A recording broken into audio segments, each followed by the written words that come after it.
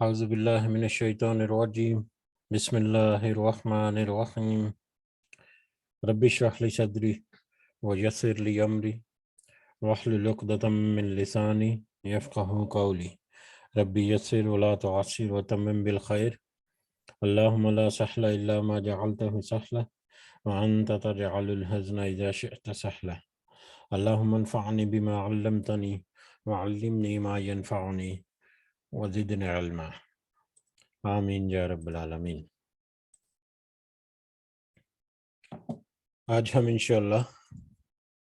اللہ کے خاص فضل و کرم سے سورۃ الاعراف کی آیت نمبر 100 آیت نمبر 100 سے انورڈ دیکھیں گے۔ اللہ کی حمد اور اس کی تعریف اور اس کے شکر کے ساتھ ہم شروع کرتے ہیں، جس نے ہمیں یہ توفیق دی اور جس کے ہی خاص فضل و کرم سے آج ہم اس مجلس میں، اس محفل میں جڑے ہوئے ہیں، اس دعا کے ساتھ کہ اللہ تعالی ہمیں استقامت نصیب فرمائے اور اس کے دین و دنیا کے فائدے ہمارے لیے لکھ دے، آمین یا رب العالمین۔ ہم بڑھتے ہیں آیت نمبر 100 کی طرف۔ تو اس سے پہلے جیسے کہ موضوع چل رہا ہے، 5 قوموں کے بارے میں اللہ تعالیٰ نے ذکر کیا پچھلی کچھ رکوعوں میں یا پچھلی آیات میں، اور 5 کی 5 قومیں، ان کا سب سے بنیادی مقصد جو ہے، سب سے بنیادی تعلیم وہ شرک سے بچنے کی دی گئی۔ سب سے پہلے حضرت نوح علیہ السلام کا تذکرہ آیا، پھر عاد، پھر قوم سمود۔ یہ 3 قومیں جو ہیں یہ حضرت ابراہیم علیہ السلام سے پہلے کی، اور پھر اس کے بعد قوم لوط کا تذکرہ ہوا، اور پھر قوم مدین۔ قوم لوط اور مدین یہ دونوں قومیں جو ہیں یہ حضرت ابراہیم علیہ السلام کے بعد کے زمانے کی تھی۔ اور ان 5 کی 5 قوموں کے خطاب کے حالے 29 منٹ ہو جاتے شروع ہوئی ہوئی ہے، 20 منٹ دی شروع ہوندی ہے، نہیں رات سادہ تیاں دا راتی۔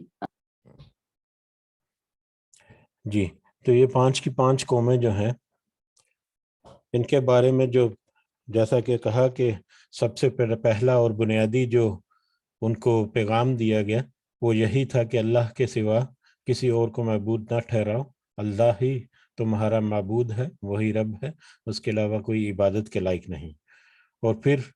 آخری جو 2 قومیں ہم نے دیکھی، اس میں ہم نے دیکھا کہ شرک کے علاوہ بڑے جو گناہ ہیں ان میں ان کا ارتکاب بھی قوموں نے کرنا شروع کر دیا۔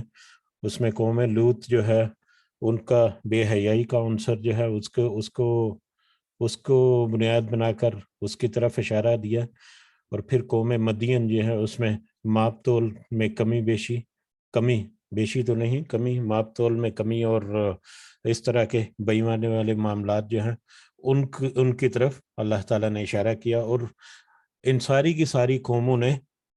ہدایت، روشنی، واضح دلیل سارا کچھ آ جانے کے باوجود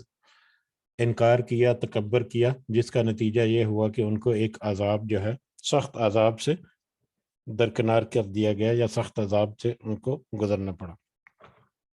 اور پھر ہم یہ بھی دیکھتے ہیں کہ یہ قوموں کا تسلسل جو ہے،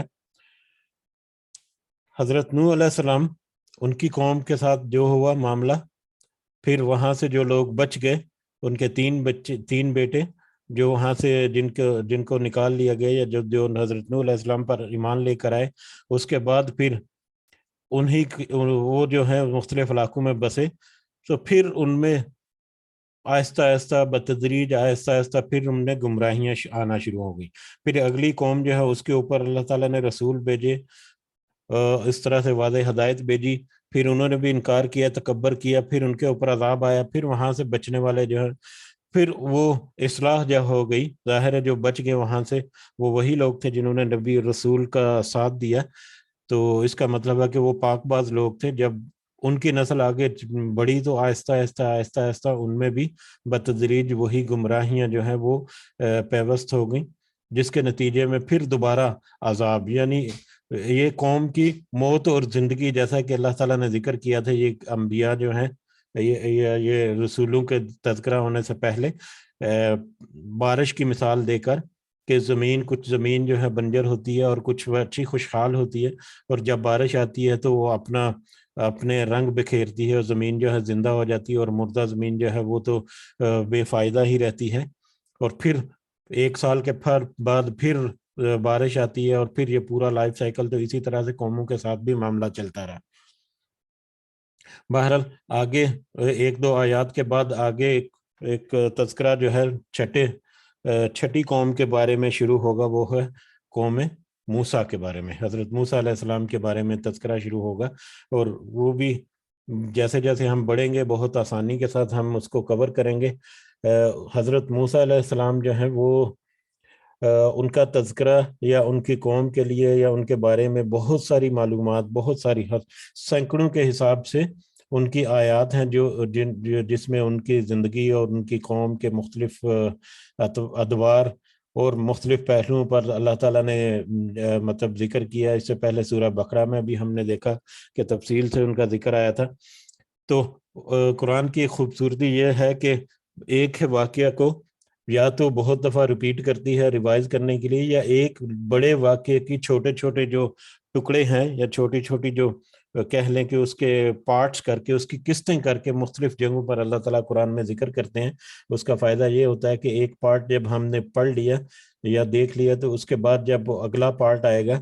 تو پھر وہ پچھلے جو پہلے سے دیکھا ہوا تھا وہ آٹومیٹیکلی ریوائز ہو جاتا ہے. اور یہ پارٹس جو ہیں قسط 1 2 3 4 کہہ لیں، وہ ترتیب سے بھی نہیں ہوتی. اس میں بھی ایک بڑی حسین خوبصورتی نظر آئی، خاص کر مجھے، کہ سورہ بقرہ میں ہم نے جو پڑھا تھا وہ تھا کہ جب حضرت موسیٰ علیہ السلام اپنی قوم کو فرعون کے چنگل سے بچا کر نکل گئے. ٹھیک ہے، تو اب آج ہم جو پڑھیں گے وہ اس سے پہلے کے معاملے ہیں. ٹھیک ہے، اس سے کچھ پہلے جو ہے نبوت کا جب انہوں نے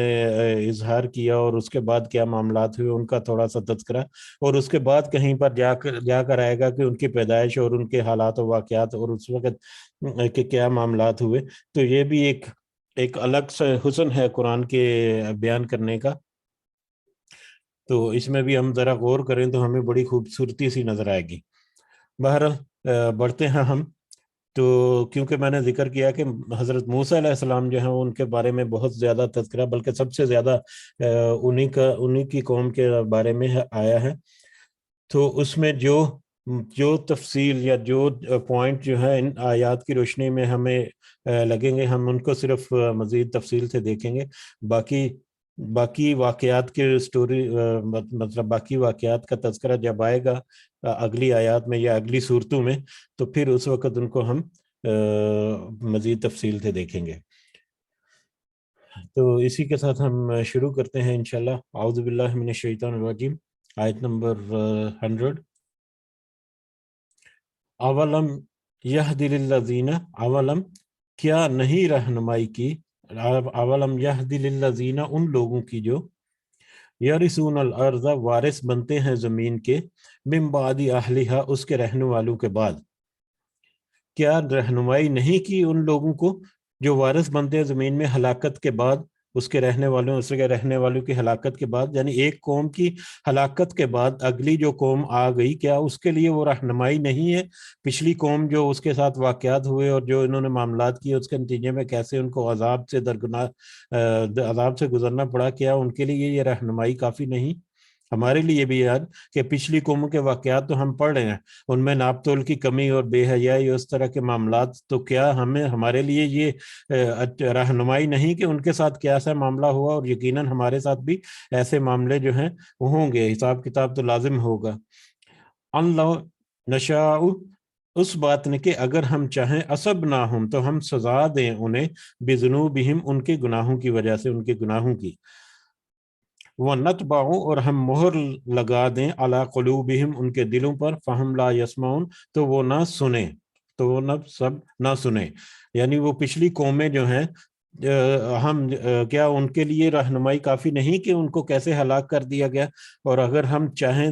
تو ان کو بھی یعنی مطلب بعد میں آنے والی قوموں کو بھی ان کے گناہوں کی وجہ سے سزا دیں یا ان کے دلوں کے اوپر بھی مہر لگا دیں کہ وہ کچھ بھی نہ سنیں ان کے دلوں کے اوپر، یعنی وہ بھی اپنی ہٹ درمی اور ضد کی وجہ سے جب انکار کی روش پر قائم ہو جائیں تو پھر وہ اور زیادہ پکے ہو جاتے ہیں، جتنا ان کو سمجھایا جاتا ہے اتنے ہی زیادہ پکے ہوتے جاتے ہیں، یعنی اتنے ہی زیادہ ضد پر اڑ جاتے ہیں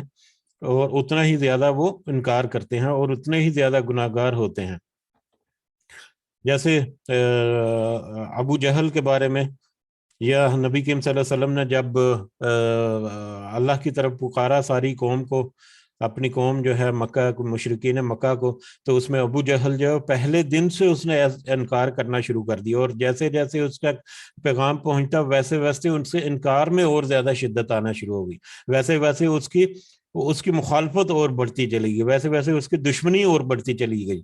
ٹھیک ہے۔ تو پہلے دن جیسے اس نے کیا انکار، اس سے بڑھتا گیا اس کا انکار، اس کی ضد جو ہے اس سے بڑھتی گئی، جبکہ اس کے برعکس دوسرے جو بہت سارے جید صحابہ ہیں جنہوں نے بعد میں اسلام قبول کیا، ٹھیک ہے، تو وہ بتدریج انہوں نے کچھ سنا کچھ سمجھا، اس میں اللہ تعالیٰ نے ان کو ہدایت دی اور وہ پھر اس طرف آ بھی گئے، ان کے دلوں پر مہر نہیں لگائی تھی۔ لیکن ابو جہل جیسے لوگ جو پہلے دن سے ہی ایسی زبردستی سے ان کا انکار کرتے ہیں اور پھر سمجھنے سوچنے کی کوشش کرتے ہی نہیں، تو پھر اللہ تعالیٰ ان کے دلوں پر پھر مہر لگا دیتا ہے کہ ٹھیک ہے تم اب اسی گمراہی میں بھٹکتے رہو، پھر ایک دن جب لوٹو گے تو اس دن تو ضرور سب کا حساب کتاب ہوگا۔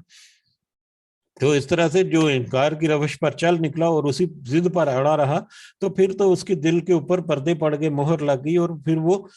چاہے جتنا مرضی سنائے پھر تو وہ کچھ بھی نہیں سنتے۔ تلک القریٰ، یہ بستیاں ہیں، نقص ہم بیان کرتے ہیں، ہم کس سے بیان کرتے ہیں؟ ہم بیان کرتے ہیں علیکا آپ پر، یہ بستیاں ہیں یہ ہم آپ پر بیان کرتے ہیں، من انبائہا ان کی خبریں، یہ پچھلی جو قومیں یا پچھلی بستیاں جن کا ذکر ہوا، 5 کا تو ابھی ذکر ہوا، اس کے علاوہ اور بھی جو قرآن مجید میں آئی ہیں ان کا ہم ذکر کرتے ہیں آپ کی طرف، نبی کریم صلی اللہ علیہ وسلم کہہ رہے ہیں وَلَقَدْ جَاءَتْهُمْ، البتہ تحقیق آئے ان کے پاس، رسولہم ان کے رسول، بالبینات واضح دلائل کے ساتھ، ان کے پاس تو رسول آئے واضح دلائل، واضح دلائل آیات کی شکل میں، ان رسولوں کی حکمت کی شکل میں، ان کے معجزات کی شکل میں، یہ ساری چیزیں اس میں واضح دلائل کے ساتھ وہ سارے رسول آئے ان کے پاس۔ فما کانوا لیؤمنوا، پس نہ ہوئے سب کہ وہ ایمان لاتے، بما کذبوا اس پر جسے وہ سب جھٹلا چکے تھے، من قبل اس سے پہلے جس کو انہوں نے جھٹلا دیا اس پر وہ ایمان نہیں لانے والے تھے، یعنی پہلی دفعہ انکار کر دیا، اس کے بعد پھر وہ انکار پہ انکار کرتے چلے گئے۔ کذالک یطبع، اسی طرح مہر لگا دیتا ہے اللہ علی قلوب الکافرین، سب کافروں کے دلوں پر، اسی طرح سے انکار کی روش پر انکار کیا، پھر اور ضدی ہو گئے، ان پر قائم رہے، اڑے رہے، اور اسی طرح سے ان کے دلوں پر مہر پڑ جاتی ہے، اللہ تعالیٰ اسی طرح سے کافروں کے دلوں پر مہر بھی لگا دیتے ہیں۔ وما وجدنا، اور نہیں ہم نے پایا، لأکثرہم ان کے اکثر کے لیے، من عہد کوئی عہد، کوئی وعدہ، ہم نے ان کے اکثر کے لیے کوئی وعدہ نہیں پایا، یعنی اکثریت ان میں وعدہ خلاف ہی تھی، وعدہ خلاف، چاہے وہ ایک دفعہ اصلاح کر کے، جیسے قوم جو ہے وہ اصلاح کر کے توحید کی طرف آ گئی، لیکن آہستہ آہستہ بگاڑ شروع ہو گیا کہ جب انہوں نے توحید کا اقرار کر لیا تو پھر اس کا انکار کیوں شروع کر دیا، یہ وعدہ خلافی کر دی انہوں نے، ٹھیک ہے۔ ہم بھی اگر کہتے ہیں کہ لا الہ الا اللہ، اللہ کے سوا کوئی اور معبود نہیں، ٹھیک ہے، لیکن اس کے باوجود ہم بھی اگر خدا نہ خواستہ کسی ولی کے، کسی پیر مرید کی قبروں پر جا کے اس سے حاجت روائی اور مشکل کشائی کریں گے تو ہم بھی اسی میں آ جاتے ہیں کہ ہم نے بھی وعدہ شکنی کی ہے، اللہ کے ساتھ جو وعدہ کیا کہ ہم ایاک نعبد و ایاک نستعین، ہم صرف تیری ہی عبادت کرتے ہیں اور تجھی سے مدد مانگتے ہیں، الفاظ کے طور پر تو ایسا ہے اور عملی طور پر الٹے رستوں پر چلے گئے، تو یہ ایسے لوگ جو ہیں یقیناً ان کی پکڑ بھی بہت سخت ہوگی۔ اللہ تعالیٰ ہمیں ایسے کسی بھی معاملات سے محفوظ رکھے اور ہمیں اللہ تعالیٰ صحیح سمجھ جو ہے وہ عطا فرمائے، آمین یا رب العالمین۔ اور نہیں ہم نے پایا اکثر کے لیے کوئی عہد، یعنی اکثر جو ہے وہ وعدہ خلافی کرتے، وَإِن وَجَدْنَا، اور بے شک ہم نے پایا، اکثرہم ان میں سے اکثریت کو، لفاسقین، یقیناً سب فاسق، اکثریت کو جھوٹ بولنے والا اور فاسق ہی پایا ہم نے، ان میں سے اکثریت جو ہے وہ فاسق تھی، جھوٹ بولنے والی تھی، تکذیب کرنے والی تھی. ثم بعثنا من بعدهم موسیٰ. اب یہاں سے حضرت موسیٰ علیہ السلام کا ذکر شروع ہو رہا ہے. پھر ہم نے بھیجا ان کے بعد موسیٰ کو بھی آیاتیاں اپنی آیات کے ساتھ الی فرعون فرعون کی طرف. پھر ہم نے اس کے بعد موسیٰ کو اپنی آیات کے ساتھ فرعون کی طرف بھیجا. وملائہ اور اس کے سرداروں, موسیٰ اور اس کے سرداروں کی طرف بھیجا. فظلموا تو ان سب نے ظلم کیا بہا ان کے ساتھ. فانظر تو پس پھر دیکھ کیف کان عاقبۃ المفسدین کیسے ہوا انجام ان سب فساد کرنے والوں کا. پھر ہم نے موسیٰ کو بھیجا فرعون اور اس کے سرداروں کی طرف, تو ان سب نے اپنی آیات کے ساتھ پھر موسیٰ کو اپنی آیات کے ساتھ فرعون اور اس کے سرداروں کی طرف بھیجا, تو ان سب نے ظلم کیا ان کے ساتھ. تو پھر دیکھیے کہ کیسا انجام ہوا ان فساد کرنے والوں کا. اب یہاں پر فرعون جو ہے, یہ ہمیں پتا ہے کہ فرعون جو ہے وہ ایک ٹائٹل تھا, یا ایک کہہ لے کہ مطلب ایک فیملی نیم چلتا آ رہا تھا, جس میں پھر جو حکومت کرتی تھی اس وقت مصر پر, اور اس کے بادشاہ جو ہیں وہ اپنی عبادت کراتے تھے لوگوں سے. وہ سمجھتے تھے کہ ہم مطلب بڑے الہ ہیں ان کے, نعوذ باللہ. اور اس کے علاوہ چھوٹے چھوٹے معبود جو ہیں ڈیفرنٹ, وہ بھی وہاں پر تھے جو جن کی عبادت کی جاتی تھی. اس کے علاوہ ایک حکومت کے طبقے کہہ لیں کہ ایک بادشاہ ہے, بادشاہ کے نیچے پھر وزیر ہیں, مشیر ہیں, پھر اور عہدے دار ہیں. تو وہ یہاں پر یہ ذکر ہے کہ فرعون اور اس کے سرداروں کی طرف, یعنی فرعون ہے وہ جو بادشاہ ہے اوورال, اور اس کے نیچے جو اس کے عمراء اور وزراء اور مختلف انجام دینے والے لوگ ہیں جن کو اعلیٰ درجہ رتبے حاصل ہیں, ان کا ذکر ہے کہ فرعون اور اس کے سرداروں کی طرف بھیجا. تو پھر انہوں نے بھی انکار کر دی. یعنی یہ پوری حضرت موسیٰ علیہ السلام کی سٹوری جو ہے ایک ہی آیت میں اس طرح سے ذکر ہوئی کہ ہم نے بھی ان کے پاس بھی اپنی آیات کے ساتھ بھیجا, لیکن انہوں نے بھی انکار کر دیا, اور کیسے پھر ان کا انجام ہو گیا یہ سب کچھ. اس کی پھر مردن کہہ لیں فردر تفصیل جو ہے وہ اگلی آیات میں آئے گی. تو جیسے جیسے ہم بڑھیں گے, جو پوائنٹ ہمیں لگے گا کہ اس پوائنٹ کے اوپر تھوڑا سا روشنی ڈالیں, تو اس کو ہم دیکھ لیں گے انشاءاللہ. وقال موسیٰ اور موسیٰ نے کہا موسیٰ نے علیہ السلام, یا فرعون اے فرعون, انی رسول بے شک میں رسول ہوں, من رب العالمین تمام جہانوں کے رب کی طرف سے. بے شک میں رسول ہوں تمام جہان والوں کے رب کی طرف سے. اب حضرت موسیٰ علیہ السلام, تھوڑا سا تذکرہ اس میں مطلب یہاں پر ہے کہ حضرت موسیٰ علیہ السلام کی پیدائش اور ان کے حالات و واقعات, یہ تو ایک الگ سے ٹاپک ہے. اس کے اوپر جب آیات آئیں گی تو ہم تفصیل سے دیکھیں گے. بہرحال حضرت موسیٰ علیہ السلام کی پرورش جو ہے وہ فرعون کے ہی محل میں ہوئی, اور وہ فرعون, وہ بادشاہ جس نے حضرت موسیٰ علیہ السلام کی پرورش کی, وہ اور تھا, اور یہ فرعون جو ہے جس کے ساتھ مکالمہ ابھی حضرت موسیٰ علیہ السلام کا یہ اور تھا. حضرت موسیٰ یعنی وہ فرعون جب حضرت موسیٰ علیہ السلام اس کے پاس پہنچے, تو اس نے جب حضرت موسیٰ علیہ السلام کو اڈاپٹ کیا, تو اس وقت وہ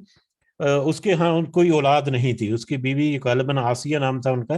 تو ان کے ہاں کوئی اولاد نہیں تھی. انہوں نے حضرت موسیٰ علیہ السلام کو اپنے پاس رکھ لیا. تو پھر ان کے بعد حضرت موسیٰ علیہ السلام کی ان کے محل میں پہنچنے کے بعد ان کے ہاں بھی ایک بیٹا ہو گیا. ٹھیک ہے, اب وہ بیٹا کیونکہ آل فرعون میں ساتھ تھا, لہٰذا وہ بعد میں جا کر بادشاہ بن گیا فرعون کی جگہ پر, یعنی بادشاہ کی جگہ پر اس کو بادشاہت ملی. تو اب یہ فرعون جو ہے جس کے یہاں پر مکالمہ جس کے ساتھ ہے, اسی فرعون کے ساتھ اسی محل میں حضرت موسیٰ علیہ السلام جو ہے وہ ان کی پروان چڑھے, یعنی ان کی تربیت یا ان کا بچپن جو ہے وہ سارا اسی فرعون کے ساتھ گزرا, اسی محل میں, کیونکہ ایک ہی محل میں دونوں رہ رہے تھے. بلکہ حضرت موسیٰ علیہ السلام کو بڑے بھائی کی حیثیت حاصل تھی, کیونکہ وہ عمر میں بھی اس سے بڑے تھے. بہرحال تقریباً وہ 40 سال عمر تھی حضرت موسیٰ علیہ السلام کی کہ وہ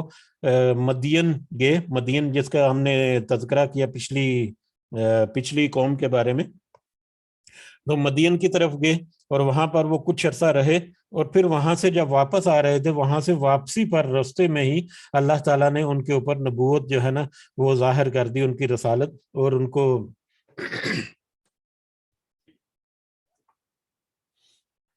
وہاں سے واپسی پر آتے ہوئے ان کو اللہ تعالیٰ نے پھر کہا کہ تم جا کر اب فرعون کو دعوت حق جو ہے وہ پیش کرو۔ جب وہ واپس آئے فرعون کے محل میں تو ان کا کہہ لیں کہ ان کا انداز بیان، ان کا انداز گفتگو، ان میں ایک جرت اور ان میں ایک جو ولولہ تھا حضرت موسیٰ علیہ السلام میں، وہ ایک الگ سے نظر آ گیا۔ اور محل میں آتے ساری، واپس آتے ساری انہوں نے محل میں آئے اور فرعون سے یہ خطاب کرنا شروع کر دیا کہ اے فرعون، بے شک میں رسول ہوں تمام جہانوں کے رب کی طرف سے۔ تو اس کے بعد کیا ہوا پھر؟ حقیق میں قائم ہوں علی، اس پر کہ لا اقول علی اللہ، نہیں میں کہتا اللہ پر، الا الحق، مگر حق۔ میں اس چیز پر، اس بات پر قائم ہوں کہ میں اللہ پر حق کے سوا کچھ نہیں کہتا۔ اب وہ بنی اسرائیل سے، حضرت موسیٰ علیہ السلام بنی اسرائیل میں سے تھے، اور یقیناً ان کو پہلے سے کچھ مطلب معلومات تھیں ساری رب کی، ایک رب ہونے کی، اور اس سے پہلے بھی ان کے معاملات جو ہیں وہ ایسے ہی ہوتے، بتوں کی پوجا وغیرہ کی طرف تو یقیناً وہ نہیں تھے۔ لیکن اب انہوں نے فرعون کو ڈنکے کی چوٹ پر کہہ دیا کہ میں اس بات پر قائم ہوں، اس بات پر کھڑا ہوا ہوں کہ میں اللہ کے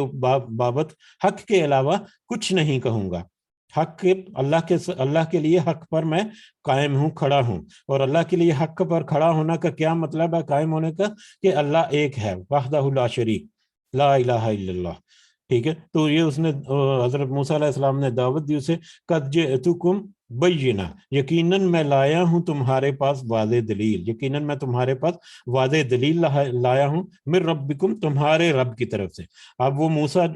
فرعون جو ہے وہ تو اپنے آپ کو رب کہتا تھا، تو حضرت موسیٰ کہہ رہے ہیں کہ میں تمہارے رب کی طرف سے واضح دلیل لایا ہوں، یعنی اس کی ربوبیت کا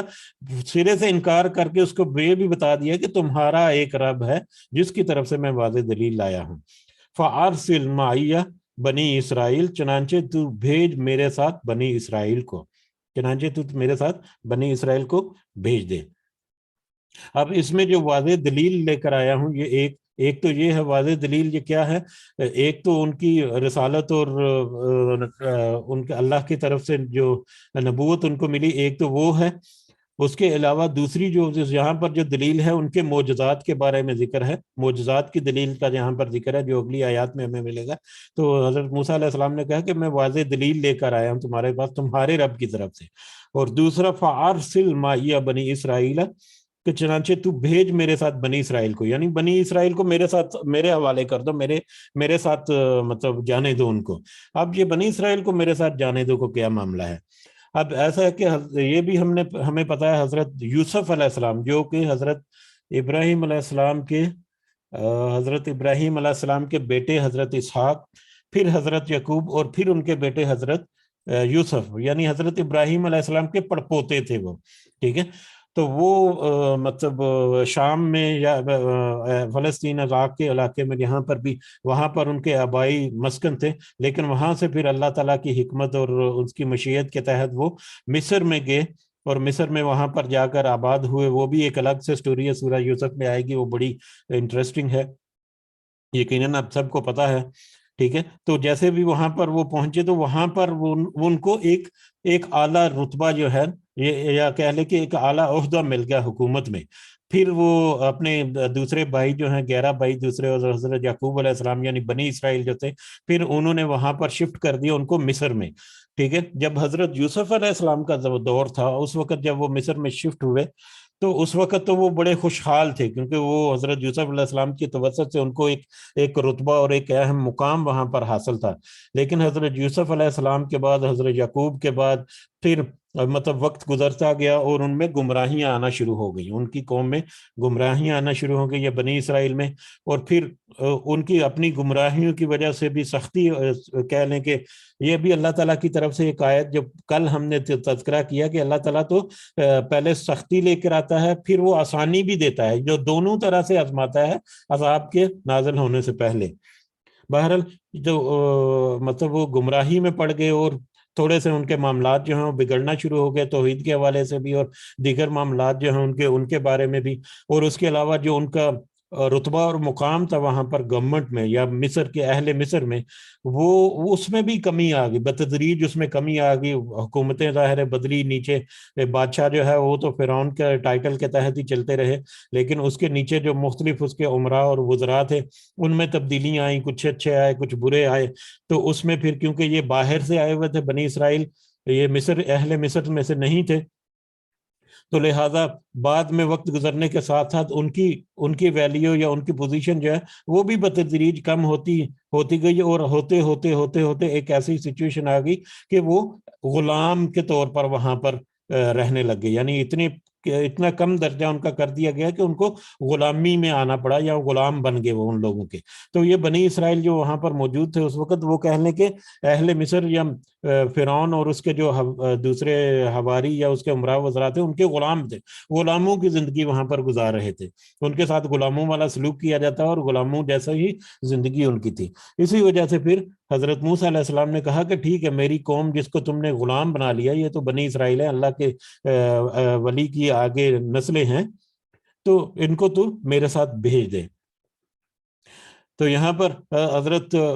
موسیٰ علیہ السلام کی قوم جو ہے اس کے بارے میں بھی تھوڑا سا بیک گراؤنڈ پتہ چل گیا کہ کیسے حضرت یوسف کے بعد ان میں بتدریج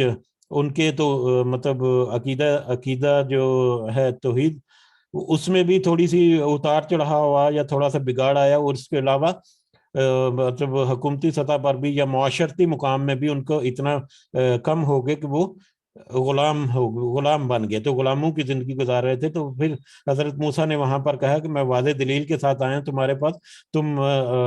مطلب اللہ کا جو پیغام ہے اس کو سنو،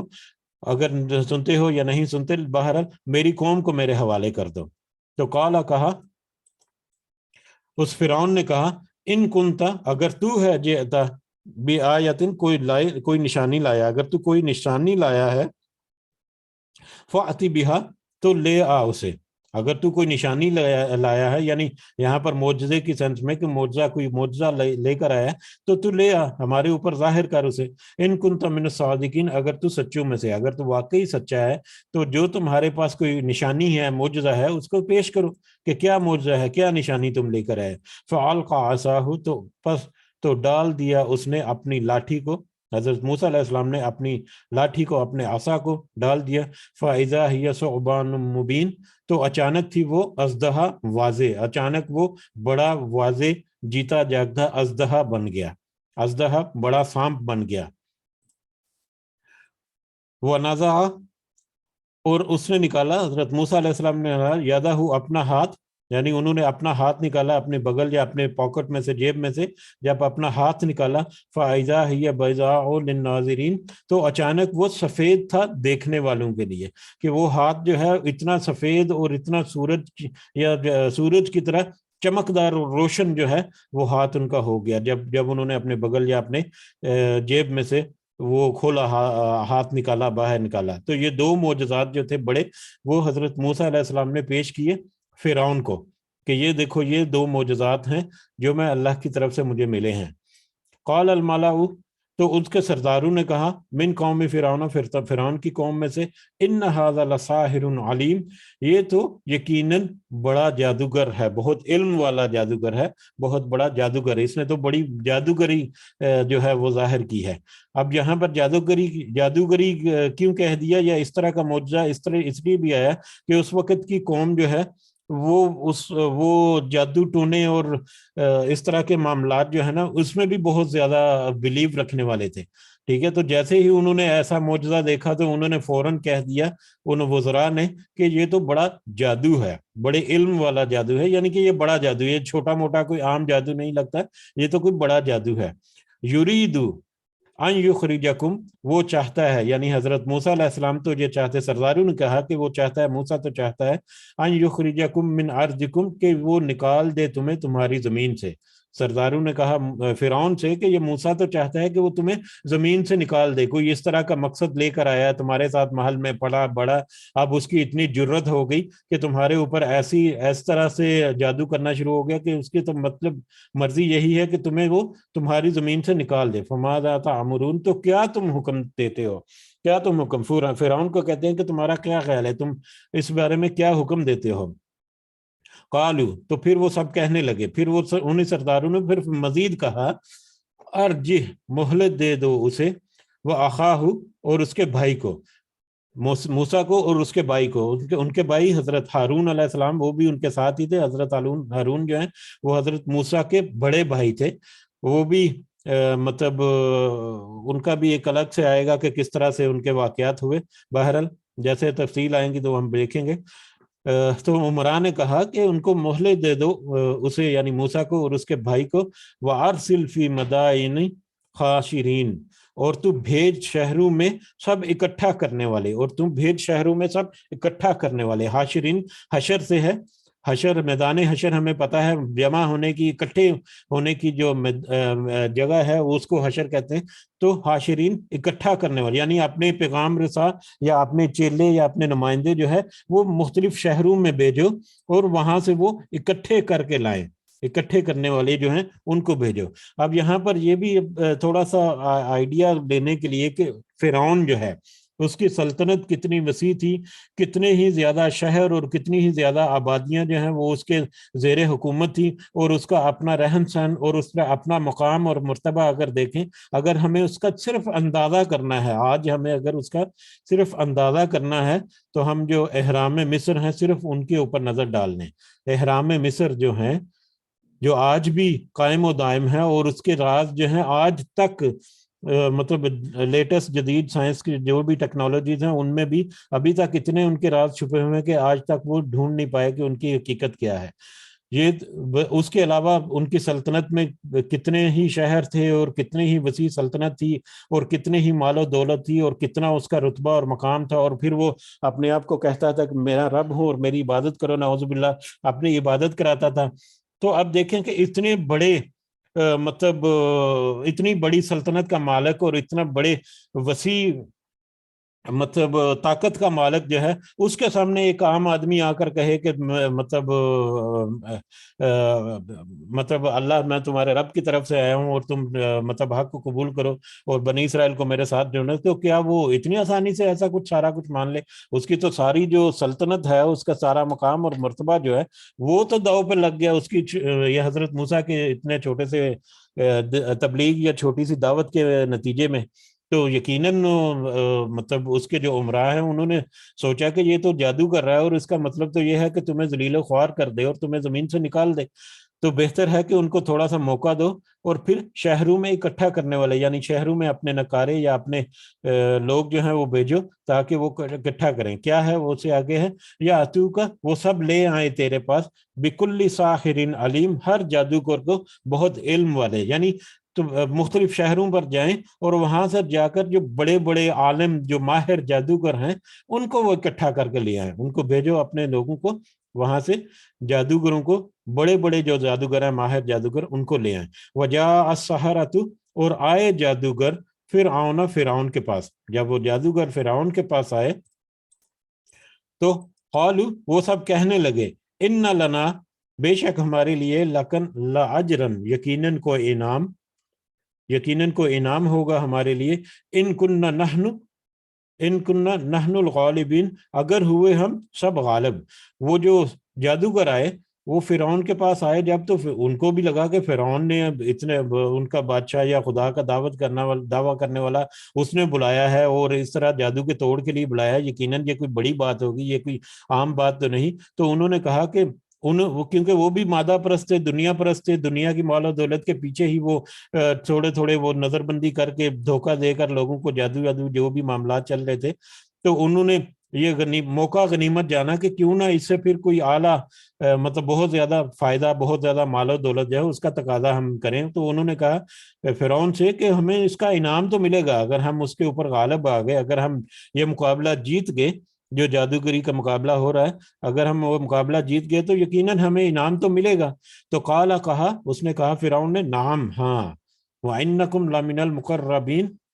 اور یقیناً تم مقرب لوگوں میں سے ہوگے۔ इनाम भी मिलेगा और तुम मुकर्रब लोगों में से भी हो जाओगे, यानी फिरौन के करीब करीब के लोगों में कोई आला ओहदा दे दिया जाएगा, कोई मतलब उनको हुकूमत में हिस्सेदार बना दिया जाएगा, या वाला मुकाम और मर्तबा उनको दे दिया जाएगा। इनाम के साथ साथ दूसरी इनायात भी की जाएंगी तुम्हारे ऊपर।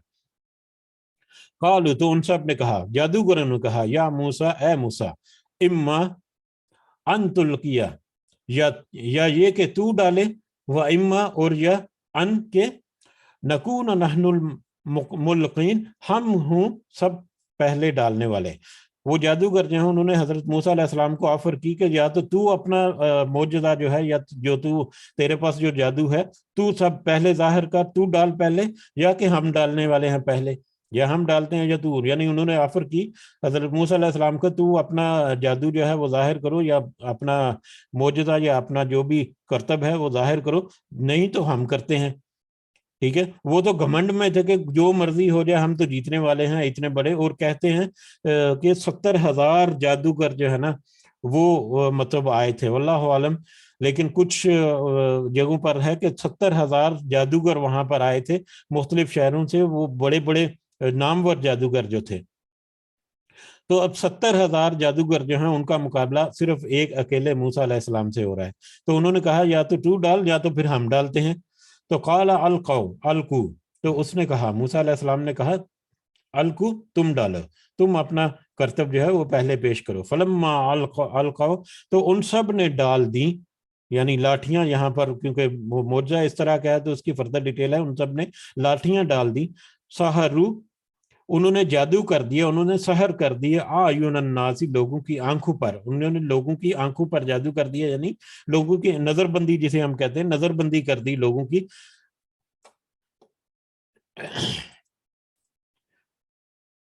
वस्तरहबु, और सब ने डराना चाहा उन्हें,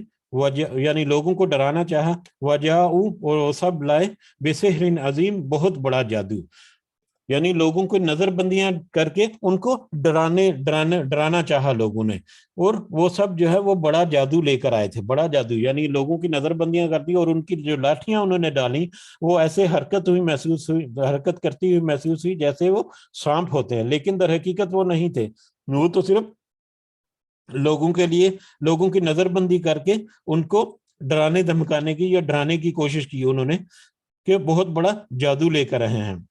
वह औहैना, और हमने वही की, इला मूसा, मूसा की तरफ, और हमने मूसा की तरफ वही की, अन अल की असाक, ये कि तू डाल दे अपनी लाठी को। हमने मूसा अलैहिस्सलाम को भी वही के जरिए हुक्म दिया कि अपनी लाठी को, तू भी अपनी लाठी को डाल। फाइजा हिय तलकफु, जब उन्होंने लाठी डाली तो क्या हुआ, तो अचानक वो निगलने लगी, मा या अफुकून, जो वो सब झूठ मूठ बना रहे थे। जब हजरत मूसा अलैहिस्सलाम ने लाठी डाली तो वो लाठी क्या हुआ, वो निगलने लगी अचानक उसको जिसको वो झूठ मूठ बना रहे थे। यानी बाकी जादूगरों ने जितनी लाठियां फेंकी थी वो लाठियां या आसे जो हैं वो गिरते ही मतलब हरकत करती हुई महसूस होने लगी। जब हजरत मूसा अलैहिस्सलाम को अल्लाह ताला के हुक्म मिला और उन्होंने अपनी लाठी डाली तो वो तो सही में जिंदा जागता और बहुत बड़ा अजदहा बन गया। और वो अजदहा जो है ना, वो पहले से जो लाठियां जो थी या पहले से जो नजरबंदी करके जो डाला हुआ था उसको उन्होंने निगलना शुरू कर दिया उस अजदहे ने। ठीक है, फौकल हक, पस साबित हो गया हक, व बातला, और बातल, बस हक और बातल साबित हो गया। माँ कानू या अमलून, वो सब जो कर रहे थे। अब वो जो जादूगर दूसरे आए हुए थे उनके सामने तो हक और सच जो है वो तो वाजे हो गया। उनको तो पता चल गया कि जाहिर है वो माहिर जादूगर थे, उनको सारा पता था कि जादू के क्या लवाजमात होते हैं और उसमें किस तरह से इंसानों को धोखा दिया जाता है। और जब उनके सामने मूसा अलैहिस्सलाम का आसा जो है वो ऐसा हुआ कि उसने उन सब की जो जादू थे उनको उल्ट कर दिया और सबको नेस्तो नाबूद कर दिया, उनके सारे प्लान को। तो उनके ऊपर तो साबित हो गया, उनके ऊपर तो आश्कार हो गया कि नहीं ये जादू नहीं है, ये कोई और चीज है। बस हक और बातिल जो है वो उनके ऊपर वाजे हो गया, साबित हो गया। फगुलिबू, तो वो सब मगलूब हो गए। हुनालिका, वहां, वन कलबू सागिरिन, और वो सब लोटे जलील होकर। वहां पर वो मगलूब हो गए, यानी हजरत मूसा अलैहिस्सलाम ने तो गलबा पा लिया और वो गलबे में आ गए उनके, और वहां से वो जलील होकर लौटे या जलील हो गए, जलील होकर लौटे, यानी उनका जादू जो है वो उनका करतब बिल्कुल भी उल्टा पड़ गया। वअल्किय सहरतु साजिदीन, और गिरा दिए गए जादूगर सब सजदे की हालत में। गिरा दिए गए के मतलब उनकी ऐसी कैफियत हो गई कि वो सजदे में गिर गए। मतलब वो सारे जादूगर जो हैं उनके ऊपर ऐसा कैफियत तारी हुई या ऐसा वजद या ऐसा उनके ऊपर सिचुएशन आ गई, या इतने उनके ऊपर इतना बड़ा उन्होंने मौजज़ा देख लिया जिसको हकीकत में देखे उनके ऊपर वाज़े हो गया कि हक और बातिल क्या है। हम तो बस नजरबंदी कर रहे हैं, लेकिन ये तो हकीकी जादू है या हकीकी कोई मौजज़ा है, इसका जादू से कोई लेना देना नहीं। तो वो सजदे में गिर गए, इतने उससे मुतासर हुए। कालू, उन सब ने कहा, उन जादूगरों ने कहा, आमन्ना, हम ईमान लाए बिरब्बिल आलमीन, तमाम जहानों के रब पर। यानी वो सब उसी वक्त ईमान ले आए हजरत मूसा अलैहिस्सलाम की ने जो पहले से तालीम दी थी रब की, तो तमाम जहानों के रब पर हम ईमान लाते हैं। रब्बी मूसा व हारून, मूसा और हारून के रब पर, वो रब जो मूसा और हारून का भी रब है। कौला, कहा, फिरौन ने कहा, आमन तुम, क्या तुम ईमान ले आए हो बिही, इस पर, क्या तुम इस पर ईमान ले आए? जादूगरों से कहा कि क्या तुम इस पर ईमान ले आए हो? कब्ल अन आज़ना, इससे पहले कि मैं इजाजत देता, तुम मेरी इजाजत के बगैर ही उस पर ईमान ले आए? तुम्हें तो मैंने इकट्ठा करके यहाँ पर लेके आया हूँ, मेरी तरफ से तुम यहाँ पर अपने करतब दिखा रहे थे और तुमने उसको छोड़कर मेरी इजाजत के बगैर ही तुम ईमान ले आए। अन आज़न लकुम, इससे पहले कि मैं तुम्हें इजाजत देता। इन हाज़ा लमकरुम, बेशक ये यकीनन एक चाल है, मकर तुमूहु, जो कि तुम सब ने चली है। ये यकीनन एक बड़ी चाल है जो तुम सब ने चली है, फिल मदीनती, शहर में, लितुखरिजू, ताकि तुम सब निकाल दो, मिनहा, इसमें से, अहलहा, उसके रहने वालों को। अब फिरौन ने कहा कि ये तो मुझे लगता है कि ये तुम्हारी एक बड़ी चाल है, यानी मूसा के साथ, ये सारे जादूगरों को भी कहा कि मूसा के साथ मिलकर तुमने कोई मेरे खिलाफ एक चाल चली है ताकि तुम इस शहर के बहने वाले जो उनको यहाँ से निकाल दो। अब उसने ये शक किया, जाहिर है वो जादूगर थे, उनके ऊपर वो पहले एतकाद था उनका, या उनकी मुख्तलिफ करतबों पर पहले वो यकीन रखते थे। हजरत मूसा जो इतने ज्यादा पब्लिक में एक इंसान जो है वो खड़ा होकर उसने मौजा दिया और इतने हजारों वहां पर जो जादूगर हैं उसके ताबे हो गए, तो उसने कहा कि ये तो मुझे एक चाल लगती है बड़ी, जिसका मकसद है कि तुम शहर में रहने वाले जो उनको यहाँ से निकाल दो। फसौफा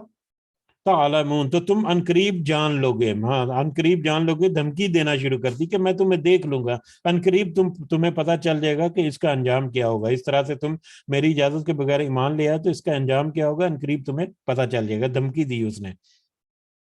लअक़त्तिअन्ना ऐदियकुम, यकीनन मैं जरूर काट दूंगा तुम्हारे हाथ, व अर्जुलकुम, और तुम्हारे पांव, मिन खिलाफिन, मुखालफ सिमत से, यकीनन मैं तुम्हारे हाथ और पांव मुखालफ सिमत से काट दूंगा, यानी दायां हाथ और बायां पांव, या बायां हाथ और दायां पांव, मुखालफ सिमत के हाथ और पांव काट दूंगा, सजा के तौर पर उनको धमकी दी उसने। सुम्मा लउसल्लिबन्नकुम अजमाइन, फिर यकीनन तुम सबको मैं सूली पर चढ़ा दूंगा। ये उसकी धमकी थी कि मैं तुम्हारे मुखालिफ सिमत से हाथ और पांव काट दूंगा और तुम्हें सूली पर लटका दूंगा, सूली पर चढ़ाकर कत्ल कर दूंगा। कौलू, तो उन सब ने कहा, इन्ना, बेशक हम, इला रब्बिना मुनक़लिबून, अपने रब की तरफ ही लौटने वाले हैं। तो वो तो इतना उनका मतलब हैबत तारी हुई और इतना उनको ऊपर वाज़ेह हो गया कि इतने पक्के हो गए वो अपने ईमान में। तो उन्होंने कहा कि तुम इस तरह से कि हमें कत्ल कर दोगे या मार दोगे तो इससे हमें क्या फर्क पड़ता है, एक वक्त आएगा कि हमें तो मरना ही मरना है। तो उन सब ने कहा, हम तो अपने रब की तरफ लौटने ही वाले हैं, चाहे तो अब लौटना पड़े, चाहे जब भी मौत आए, हम तो अल्लाह के हजूर जो है वो लौटने ही वाले हैं। वमान तन की मुँह, और नहीं तू बदला ले रहा, मिन्ना, हमसे, इल्ला, मगर ये कि,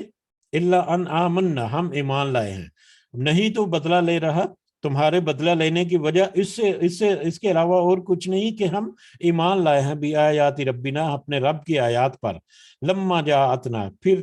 जब वो आई हमारे पास, जब हमारे रब की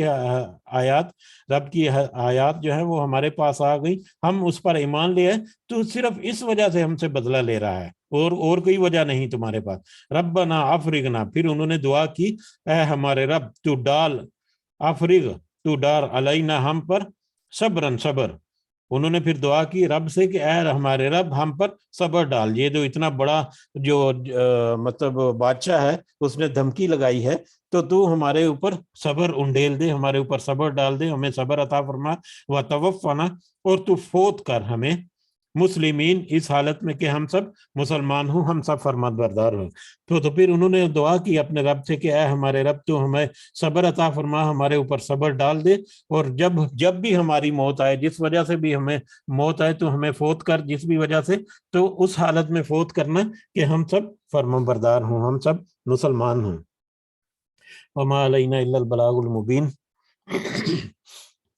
جی یہاں تک. اب حضرت موسیٰ علیہ السلام کا ہی واقعہ آگے چلے گا, میرا حال کافی لمبا ہی ہوگا, شاید غالباً 6-7 رکوع ہوں گے. تو جیسے جیسے معاملات آگے بڑھیں گے ہم دیکھیں کہ مطلب بڑی سی آسان سی آیات ہیں اور آسانی سے اس کی سمجھ بھی آ رہی ہے, اور اس میں جو پوائنٹس اہم ہوں گے وہ ہم اس کو ضرور ڈسکس بھی کر لیں گے. جزاکم اللہ خیرن. اگر کسی کا کوئی پوائنٹ ہے تو آپ ضرور ایڈ کر سکتے ہیں انشاءاللہ.